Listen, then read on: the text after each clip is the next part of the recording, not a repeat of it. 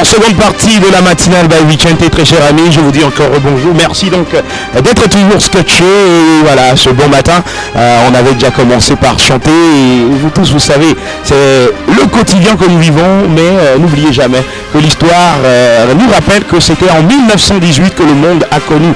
Donc voilà, le monde actuel, ça dit, on aimerait parler donc de notre siècle, car complètement donc de ce temps que nous vivons, c'était en 1918 que le monde avait connu donc une si grande pandémie. C'était donc la grippe espagnole qui a fait plus de 50 millions. Derrière ça, il y a eu la crise économique de 1929. Il y a eu également donc la crise économique de 2008 qui est passée à côté. Mais nous, on s'intéresse un peu voilà, donc, à tout ceci avec cette nouvelle pandémie qui est donc liée au Covid-19. Et nous recevons donc pour vous Junior Laris, journaliste, consultant, expert en chiffres, qui a sorti une chronique sur les réseaux sociaux. Et le titre donc de cette chronique, c'est « Histoire d'un complot ou impuissance mondiale », bien sûr lié donc à la pandémie du Covid-19. Tout d'abord, on va lui passer le bonjour. Bonjour à vous, monsieur Junior Laris. Bonjour Vicente, bonjour à tous les auditeurs de la radio Métropolis. Alors, vous écrivez « Pandémie Covid-19, histoire d'un complot ou impuissance mondiale ». Junior Laris, nous allons donc s'intéresser à cela ce matin parce que ça excite, ça fait réfléchir plusieurs fois. Une première question à venir quand même à vous dans ce que vous avez écrit. Qu'est-ce qu'on peut comprendre dans tout ce que vous avez écrit, disant que l'histoire, la pandémie du Covid-19, c'est donc une histoire d'un complot ou une impuissance mondiale?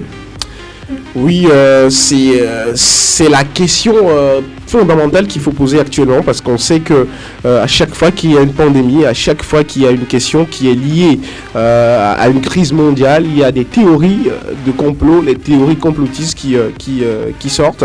Et il fallait poser la question de savoir si cette fois-ci pour le Covid-19 il s'agit d'un complot, comme on le dit de manière habituelle, ou s'il s'agit d'une impuissance réelle mondiale, parce qu'on sait qu'aujourd'hui dans le monde pharmaceutique, c'est ce qui se vend de mieux au monde. Il y a 3 économies mondiales. Il y a l'économie de guerre qui est le marché le plus juteux au monde, sur l'économie des pharmaceutiques qui est là aujourd'hui, c'est-à-dire tout ce qui concerne les médicaments, les vaccins et autres. Et la 3e économie, on sait que c'est l'économie informatique, tout ce qui concerne Internet et les nouvelles technologies. Donc ce sont les 3 économies de rente, principales de rente. Et donc dans cette circonstance-là, on a le droit de poser la question de savoir si il s'agit vraiment d'une réelle pandémie ou il ne s'agit pas d'une reconfiguration de la carte géopolitique mondiale. Alors, vous vous êtes posé cette question, mais la réponse n'est finalement pas venue quand on lit également votre chronique. On essaie un peu de comprendre beaucoup de choses. Vous voulez concrètement dire, voilà, donc aux uns et aux autres, que cette pandémie peut être un coup monté sur le monde? Parce que vous avez évoqué 3 économies. Ce qui est notable aujourd'hui, c'est qu'on ne peut que prétexter aujourd'hui d'un quelconque complot aujourd'hui au monde, parce qu'on ne dispose pas d'assez d'informations pour aujourd'hui analyser la situation. On ne peut qu'être dans le prétexte, mais ce qu'il y a, c'est qu'on a le droit de se poser la question. J'ai été clair. Est-ce qu'on peut savoir que ce virus peut-être le coronavirus qui a été créé? Oui, il y a des bruits qui courent de partout pour affirmer que ce virus est une fabrication de par les Chinois. On sait la guerre économique qui s'est installée entre la Chine et les États-Unis depuis l'arrivée de Donald Trump au pouvoir. On sait aussi tous les atermoiements funestes qu'il y a entre les communautés. Je veux parler de l'Union européenne, que ce soit avec aussi le Mercosur sur le marché commun sud-américain. Et donc c'est aussi ce jeu de ping-pong qui s'est installé depuis un certain temps avec la montée au pouvoir des capitalismes néolibéraux qui fait qu'aujourd'hui on est en droit de se poser cette question-là. Et la question, je le dis, c'est une question qui est restée sans réponse. C'est une question aujourd'hui qu'on n'arrive pas à résoudre. C'est une équation qui n'est pas encore résolue. Et justement, c'est le titre de la chronique. C'est de savoir s'il s'agit d'une impuissance mondiale face à ce Covid-19-là, qui peut s'avérer être un virus réel qui paralyse le monde, comme on le voit aujourd'hui, ou qui peut aussi être un coup géopolitique ou un coup diplomatique. Voilà. Et on s'intéresse donc à tout ce bon matin sur la bande FM, la 97.1. Alors, dans votre chronique, vous parlez quand même de la Chine, des USA. On sait très bien que voilà, tout a commencé à Rouen, donc c'était bien sûr en Chine. La Chine qui n'est rien d'autre qu'une grande puissance économique aujourd'hui. Mais là, vous dites Chine-USA, nouvelle bipolarisation mondiale. Est-ce que c'est donc un peu grave pour un pays aujourd'hui d'avoir un déficit commercial? Parce que vous dites Chine, USA, nouvelle bipolarisation mondiale. Là, vous parlez quand même de deux grandes nations qui détiennent un peu les choses. Oui, parce qu'il y a aussi, comme je l'ai dit tantôt, ce jeu de ping-pong économique qui se joue entre les États-Unis et la Chine. Et puis, on sait qu'il y a une question de suprématie technologique et scientifique qui se joue aussi depuis quelques années entre les États-Unis et la Chine. Le transfert de technologie qui a été le point d'achoppement de cette divergence entre la Chine et les États-Unis accusant les Chinois de violer les règles de propriété intellectuelle, souvent au détriment de toutes les lois de l'OMC. On sait que le vice-président Liu He était montré au créneau en 2018 en claquant la porte à une certaine législation de l'OMC qui avait jugé de ce contentieux de propriété intellectuelle entre la Chine et les États-Unis.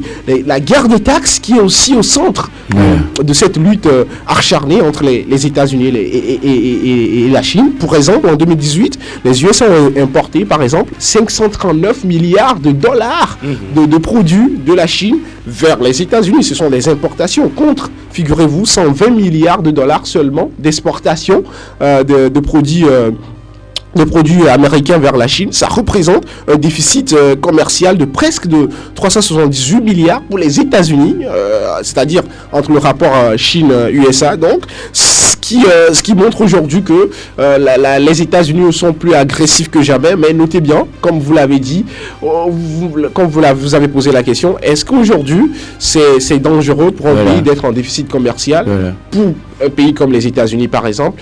Les économistes avisés vous diront oui et non, de manière agrégée, parce que les États-Unis ont toujours vécu dans le déficit commercial. Ils vous parleront de la taille du pays, de l'intégration du pays dans la zone économique, d'autres facteurs conjoncturels mondiaux, ce qui va déterminer si le pays en déficit commercial représente un danger pour lui. Mais il faut être clair, les États-Unis ont toujours vécu dans le déficit commercial. C'est d'ailleurs quelque chose qui est avantageux pour un pays comme les États-Unis, parce que depuis 1982, c'est la dernière fois où, depuis 1982. Depuis 1982, les États-Unis ont vécu dans un déficit commercial. Ils sont en croissance continue depuis la crise économique que vous évoquiez tout à l'heure au début de l'émission en 2009. Et ce qui est avantageux pour les États-Unis, parce que je le dis, les États-Unis, contrairement à ce qu'on peut croire, de manière un peu populaire, les États-Unis sont le pays le plus endetté au monde. Et donc, c'est là où beaucoup de personnes ne voient pas. C'est là où beaucoup de personnes ne voient pas. Mais aujourd'hui, je crois que vous avez très bien posé cette question, c'est de savoir si les États-Unis peuvent en partir de ce déficit commercial-là. Moi, je me dis qu'aujourd'hui, vu que la crise risque de redessiner les cartes, de redistribuer les cartes. Ce sera une question, on va quand même en discuter, mais là, il y a beaucoup de personnes qui se posent cette question entre États-Unis et Chine. Voilà, puisque finalement, le monde est engagé dans les deux côtés. Qui va gagner? Oui, clairement, parce qu'il y a Donald Trump qui disait la fois dernière accusait l'OMS comme quoi l'OMS ne laisse pas la Chine divulguer ses informations, puisque je crois que le déconfinement a déjà commencé quelque part en Chine.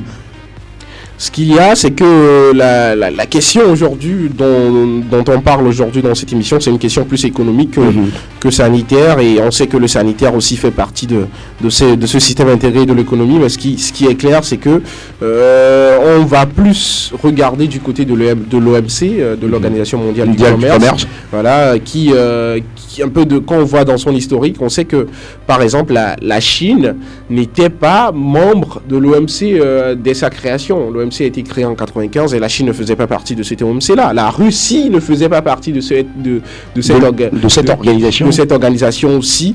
Et figurez-vous qu'il y a de cela 10 ans, encore on retourne en arrière, 20 ans en arrière, le PIB de la Chine représentait moins de 10 fois le PIB des États-Unis, et la Chine se classait 8e dans ce classement qu'avait dressé l'Organisation mondiale du commerce.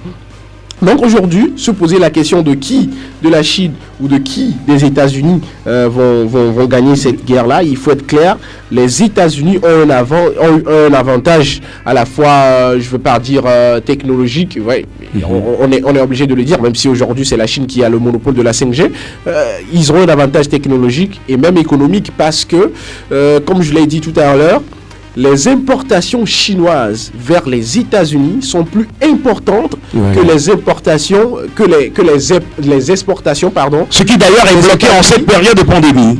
Ce qui est bloqué, ça veut dire que la Chine dépend plus de ses produits exportés vers les États-Unis que l'inverse. Les États-Unis, eux, ils ont, on va dire, en termes plus basiques, ils sont plus diversifiés au niveau de leurs exportations vers plusieurs autres marchés que le marché chinois. Alors que la Chine, elle, exporte plus vers les États-Unis. Je vous avais donné par exemple un chiffre à Friolan, 389 milliards de dollars, c'est ce que représentent les exportations chinoises vers les entreprises, vers les États-Unis en 2018. Et ce qui est encore marquant, figurez-vous Vicente, c'est que la plupart des exportations chinoises, des produits chinois, sont souvent des produits manufacturés, ordinateurs, micros, tout ce qui a trait à l'électroménager. Ça représente 70% des exportations chinoises vers les États-Unis. Voilà. Et ce qui est intéressant dans cette situation, c'est de constater que la plupart de ces produits chinois qui sont exportés vers les États-Unis ne sont pas de fabrication chinoise.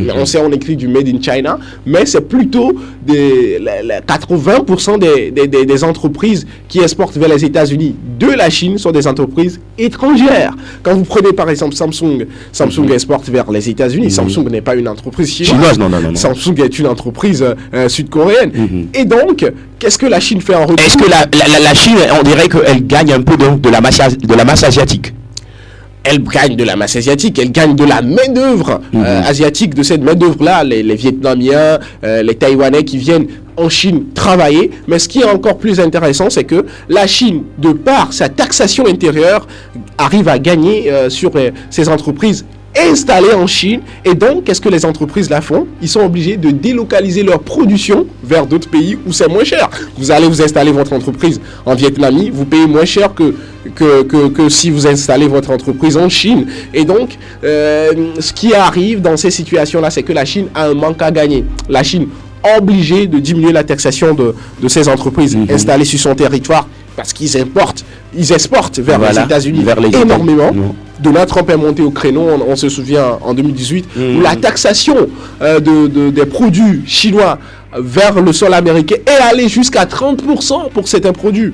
Qu'est-ce que la Chine fait? La Chine a aussi répliqué de l'autre côté. Quand les États-Unis aussi veulent importer un produit, veulent exporter un produit vers les États-Unis, la Chine aussi taxe jusqu'à plus de 20%. Mais est-ce qu'on peut dire que voilà, même si il n'y a pas un grand vaccin qui a été déclaré, mais qu'on voit la Chine sortir de son déconfinement, voilà, et sort plutôt de son confinement et dit que nous sommes en déconfinement, est-ce que la Chine, on dirait que veut tout anticiper encore? On peut le dire. Elle aimerait bien anticiper les choses pour ne pas être surpris au grand jour, quand voilà, finalement tout le monde va rentrer en action. Il faut rappeler aussi une chose, j'ai l'impression que le monde a une mémoire courte et c'est normal. la crise du Covid-19 a commencé depuis décembre 2019. Ouais, décembre 2019. Depuis bien avant décembre 2019, avant que ça que ce ne soit rendu officiel. Voilà. Et notons très bien que c'était en Chine que cela a démarré. Voilà, à Yuan. Et en ce moment, qu'est-ce que nous on faisait? Quand je parle de nous, c'est de l'Afrique, c'est du monde occidental. Nous, on se disait, bon, c'est une crise qui ne va pas forcément nous atteindre, c'est encore les Chinois qui... Ça va passer. On a minimisé le fait. Aujourd'hui, nous sommes... Les rôles se sont inversés. C'est le monde occidental qui est le plus touché. Les États-Unis sont le pays le plus touché. Surtout cette semaine, ça a trop cartonné donc aux États-Unis. Je me souviens même à l'époque où on disait que ce sont les Américains qui ont empoisonné les Chinois. Ce sont des histoires. Voilà, ce sont des histoires, des racontages seulement. Ce qui est clair, c'est que la Chine est dans une sorte de détente. Et en ce moment, les États-Unis sont dans une phase de compression. Et par rapport à la déclaration de Donald Trump, je crois que c'est bien vrai. Les autorités chinoises, ils l'ont montré par le passé. Ils ne communiquent pas assez sur leur politique intérieure, ils ne donnent pas assez d'informations. Il semble même que les chiffres qui ont été donnés semblent être minimisés de la part des Chinois. Mais n'empêche, aujourd'hui, ce qu'il y a, c'est que l'économie américaine, la semaine dernière, la bourse de Wall Street a fermé à son plus bas niveau depuis 2008. Imaginez-vous. Donc, c'est quelque chose d'assez intéressant. Bon, quand je dis intéressant, c'est pas pour vous tacler les États-Unis, mais c'est quelque chose d'assez intéressant à analyser pour la prospective et la prévention. Alors, Junior, il y a une autre question également qui est très intéressante, c'est l'industrie pharmaceutique qui aujourd'hui se retrouve peut-être en Inde, mais qui fait partie de la masse asiatique également. Mais finalement, quand on parle de qui va gagner, mais l'industrie pharmaceutique va gagner. Mais cette industrie pharmaceutique, elle se retrouve où? Elle se retrouve en Asie. L'industrie pharmaceutique va gagner, et c'est pas totalement vrai parce que quand vous parlez d'industrie, c'est une notion très large. Quand vous parlez d'industrie pharmaceutique, je pense que il n'y a pas de, vous n'avez pas donné un aspect circonspect à votre question, parce que l'industrie pharmaceutique, elle est large. Elle est certes là, mais les grands monopoles. Voilà, c'est là où j'allais en venir. L'industrie pharmaceutique, elle est bien segmentée. Et puis, il y a aussi le fait que cette industrie-là soit dans je vais dire un peu dans une cosmogonie juridique qui fait que on peut aujourd'hui, ce qui fait qu'aujourd'hui X ou Y dans un pays comme l'Ouganda, c'est un exemple que je suis en train de donner, désolé à tous les Ougandais, dans un pays comme l'Ouganda ou le Bénin peut trouver un médicament entre guillemets qui soigne ce Covid-19 là, mais qui ne va pas être qui va pas être d'office approuvé par l'OMS, pas forcément par l'OMS, mais par les circuits légaux d'autorisation. Ceci dit, en ce moment, l'industrie pharmaceutique, elle est vague. Elle peut arriver, mais par rapport à la crédibilité. C'est une question qui remet en cause même la définition de l'industrie pharmaceutique. Parce qu'on sait qu'en matière de vaccins, en matière de tout ce qui est prévention, l'Institut Pasteur en France est le principal, je ne vais pas dire la meilleure, mais détient le monopole de la fabrication. Puisqu'au début de cette crise, c'est l'Institut Pasteur qui a été mis plus souvent devant. L'Institut a été mis devant parce que en médecine, il y a une chose. Quand on parle, dès qu'on commence par parler de vaccin, il faut savoir qu'il s'agit d'une faillite de traitement d'un symptôme. On parle de vaccin lorsqu'on n'est pas capable de faire un traitement médicamenteux. Et donc, quand j'entends les gens parler de vaccin, ils sont fiers. Il faut savoir qu'un vaccin, en principe, en réalité, c'est une faille médicale. Et quand vous prenez l'historique de la découverte d'un vaccin, un vaccin, c'est par des cellules souches, on injecte, c'est quand même quelque chose d'assez brutal pour vous faire un peu dans un langage. Et dans le cas donc du Covid-19, c'est un long chemin quand même à parcourir, là tout le monde le sait très bien.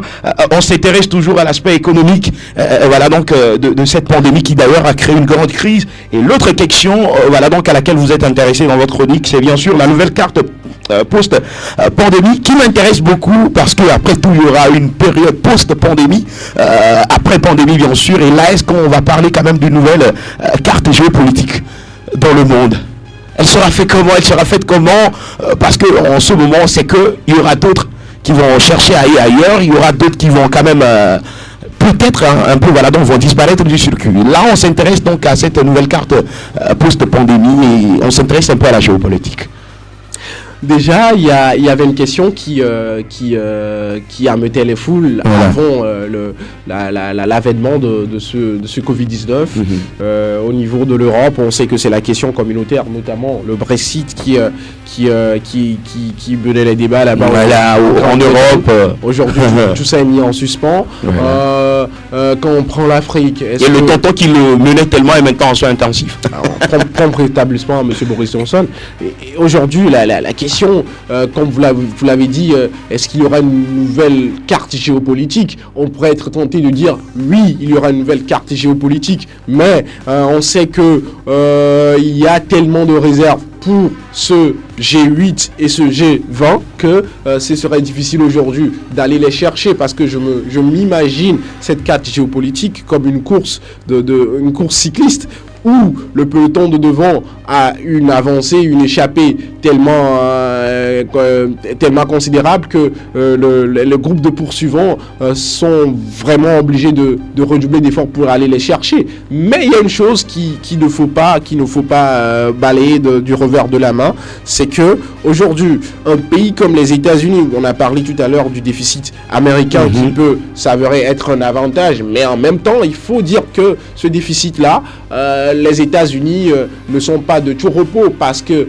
on va vous dire ce qu'on appelle en économie, il peut avoir un effet domino, et cet effet domino-là, on sait que les États-Unis sont un pays qui consomme beaucoup. C'est ce qui fait que souvent leur déficit commercial n'est pas ressenti au niveau de l'économie interne. Est-ce qu'il y aura quand même une nouvelle redéfinition de la carte géopolitique? Est-ce qu'il y en aura? C'est ce que je suis en train d'expliquer. À partir du moment où un groupe, quand on dit le G20, je crois que beaucoup de personnes savent de quoi je parle, au moment où un groupe comme le G20 est impossible à aller chercher, parce qu'un pays comme la Grande-Bretagne a une base repli, c'est le Canada. Le Canada, un Canadien, c'est pratiquement un Britannique. Un Australien, c'est pratiquement un Britannique. Et la base repère de la France, qui est l'Afrique. Parce que c'est là où on va s'intéresser à l'Afrique dans toute cette nouvelle... C'est là où la question devient intéressante. Voilà. Aujourd'hui, on sait qu'en France, excusez-moi le terme, mais pour la gestion de cette crise-là, le gouvernement français a un peu zigzagué, un peu dans tous les sens. On a vu comment ils ont été très tactiles sur la question des masques. Après, ils sont revenus sur leur décision, comme quoi il faut porter les masques. Aujourd'hui, la question qui se pose, on a vu la déclaration l'analyse du Quai d'Orsay qui programme un futur ébranlement des États africains. C'est de l'analyse. On ne peut pas aujourd'hui dire que cette analyse-là, elle est vraie à 100%, parce que si demain il y a ébranlement de ces États africains, c'est vrai que ça profitera à un État comme l'État français, qui se verra plus que jamais être sollicité par les États africains. Mais nouvelle reconfiguration de la carte géopolitique, moi j'y crois pas du tout, parce qu'aujourd'hui, cette crise-là, elle est bien menée. Elle est bien menée, ce qui va permettre d'ailleurs au Brexit de voir voilà, donc voilà, pour ceux qui ont quand même cette idée en tête, ça va conclure finalement pour eux. Pour le Brexit.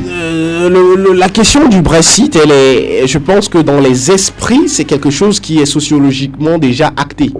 Aujourd'hui, la question relève plus du formalisme, c'est-à-dire arriver à signer un accord, sortir avec accord ou sans accord de l'UE. C'est là où d'ailleurs se trouve cette question qui a fait que Boris Johnson, ex-ministre des Affaires étrangères du Royaume-Uni, est passé Premier ministre. La question de manière de conception sociologique dans l'esprit britannique, il y a déjà ce divorce avec l'Union européenne. Et je pense d'ailleurs que beaucoup de pays européens, que ce soit, je donne par exemple avec la Hongrie, l'Allemagne et autres, je crois que ces pays-là aussi de manière sociologique se sont déjà détachés de l'Union européenne. En témoigne d'ailleurs la montée des nationalismes dans les pays occidentaux. Aujourd'hui, on voit on espère très bien que Boris Johnson, bon, pour l'instant, les dernières infos disent bien, voilà, donc que tout va donc bien pour lui. On a encore 2 petites minutes pour boucler cette aventure, Junior. À qui donc profite finalement cette crise que nous traversons, qui a d'ailleurs touché beaucoup de pays africains, en Europe n'en parlons pas, tout tout le monde est touché. Et avant de répondre à cette question, est-ce que l'on peut estimer une crise économique à la fin de cette pandémie? Parce que pour l'instant, on ne l'a pas encore dit. La crise, elle est déjà là. Je sais pas ce que vous attendez pour dire qu'il n'y a pas de crise. Il y a une grande crise économique, ça c'est clair. Mais elle est déjà là. Elle est déjà là. Ce qui est intéressant, c'est que une fois les activités normales, je crois qu'il y aura aussi un surexploit de tout ce qui avait été on laissé. voit quand même de part et d'autre qu'il y a quand même des fonds qui sont un peu votés par ici, par là. Mais dernière question, à qui profite concrètement cette crise? Ah oui, il y a des entreprises qui profitent de cette crise-là. Il y a eu une entreprise américaine qui a eu le clic de dresser un top des entreprises qui profitent de cette crise à la bourse. Et donc, quand on est confiné, on sait qu'il y a des activités qu'on est obligé de faire. Comme Internet. Comme Internet. Et quand on parle d'Internet, l'entreprise qui l'a fait, par exemple, je ne sais pas si vous la connaissez, MKM Partners, qui est une entreprise américaine, qui a dressé une liste de 33 entreprises à qui profite la crise économique. Netflix, par exemple, on sait que Netflix, c'est dans la distribution des séries. De la série. C'est de la cinématographie. Voilà, a gagné 8% de plus sur son indice boursier. C'est tout bénef pour cette entreprise-là. Activision Blizzard, je ne sais pas si aussi les gens le connaissent, c'est aussi une entreprise qui propose du télétravail, de la téléconférence, c'est comme Teletroc, qui a gagné 17% aussi sur son revenu, parce que les gens sont chez eux, ils sont obligés de faire du télétravail, de la téléconférence.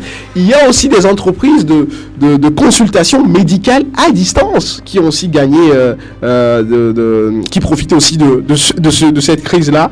Et pour le reste, les entreprises qui livrent du matériel de sport à domicile, voilà.